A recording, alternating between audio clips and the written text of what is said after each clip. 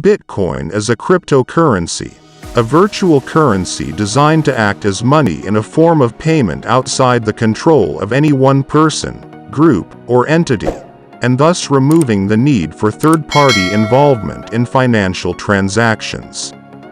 It is rewarded to blockchain miners for the work done to verify transactions and can be purchased on several exchanges. Bitcoin was introduced to the public in 2009 by an anonymous developer or group of developers using the name Satoshi Nakamoto. It has since become the most well-known cryptocurrency in the world. Its popularity has inspired the development of many other cryptocurrencies. These competitors either attempt to replace it as a payment system or are used as utility or security tokens in other blockchains and emerging financial technologies.